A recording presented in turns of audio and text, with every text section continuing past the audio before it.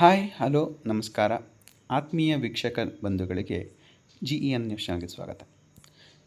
ಇವತ್ತೊಂದು ಹೊಸ ವಿಷಯ ಇದೆ, ಏನು ಅಂತ ಹೇಳಿ ನೋಡೋಣ ಬನ್ನಿ. ನಿಮ್ಮೆಲ್ಲರಿಗೂ ತಿಳಿದಿದೆ, ಕಳೆದ ವರ್ಷ ಕರ್ನಾಟಕ ಆರೋಗ್ಯ ಸಂಜೀವಿನಿ ಸ್ಕೀಮ್ ನಮ್ಮ ನೌಕರರಿಗೆ ಏನು ಹೆಲ್ಪಾಗಬೇಕು ಅಂತ ಬಂತು. ಅದರಲ್ಲಿ ಹಲವಾರು ಸಮಸ್ಯೆಗಳಿವೆ.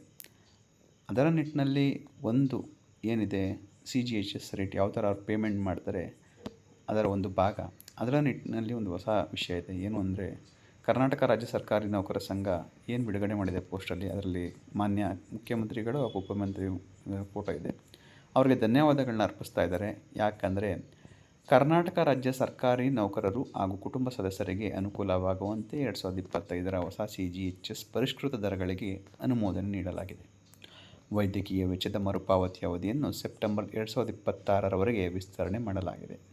ಏನಕ್ಕೆ ಧನ್ಯವಾದ ಅಂದರೆ, ಹೊಸ CGHS ರೇಟ್ ಪ್ರತಿ ವರ್ಷ ಕೂಡ ಸೆಂಟ್ರಲ್ ಗೌರ್ಮೆಂಟಲ್ಲಿ CGHS ರೇಟ್ ಏನು ಅವ್ರು ಮೆಡಿಕಲ್ ರಿಯಂಬರ್ಸ್ಮೆಂಟ್ಗೆ ರಿಲೀಸ್ ಮಾಡ್ತಾರೆ, ಆ ಪರಿಷ್ಕೃತ ದರಗಳನ್ನ ಅನುಮೋದನೆ ಮಾಡಿದ್ದಾರೆ ನಮ್ಮ ಸ್ಟೇಟಲ್ಲಿ ಕೂಡ. ಮತ್ತು ವೈದ್ಯಕೀಯ ವೆಚ್ಚದ ಮರುಪಾವತಿ ಏನು ಮೆಡಿಕಲ್ ರಿಯಂಬರ್ಸ್ಮೆಂಟ್ ಬಿಲ್ ಇತ್ತು, ಅದನ್ನು ಸೆಪ್ಟೆಂಬರ್ 2026ರವರೆಗೆ ಮರುಪಾವತಿ ಮಾಡಿಕೊಳ್ಳೋದಕ್ಕೆ ವಿಸ್ತರಣೆ ಮಾಡಿದ್ದಾರೆ. ಮೇಲ್ಕಂಡ ಎರಡೂ ಅಂಶಗಳಿಗೆ ಅನುಮೋದನೆ ನೀಡಿರುವ ಸನ್ಮಾನ್ಯ ಮುಖ್ಯಮಂತ್ರಿಗಳಾದ ಶ್ರೀ DK ಶಿವಕುಮಾರ್ ಅವರಿಗೆ ಸಮಸ್ತ ರಾಜ್ಯ ಸರ್ಕಾರಿ ನೌಕರರ ಪರವಾಗಿ ಧನ್ಯವಾದಗಳನ್ನ ನಮ್ಮ ರಾಜ್ಯ ಸರ್ಕಾರಿ ನೌಕರ ಸಂಘದ ಅಧ್ಯಕ್ಷರಾದ CA ಷಡಕ್ಷರಿ ಅವರು ತಿಳಿಸ್ತಾ ಇದ್ದಾರೆ. ಇವೆರಡು ವಿಷಯಗಳ ಕೂಡ ಈಗ ಹೇಳಿದ್ದೀವಿ. ಇದೇ ಥರ ಮತ್ತೊಂದು ಮತ್ತೆ ಭೇಟಿಯಾಗೋಣ. ದಯವಿಟ್ಟು ವಿಡಿಯೋ ಲೈಕ್ ಮಾಡಿ, ಚಾನಲ್ ಸಬ್ಸ್ಕ್ರೈಬ್ ಮಾಡಿ.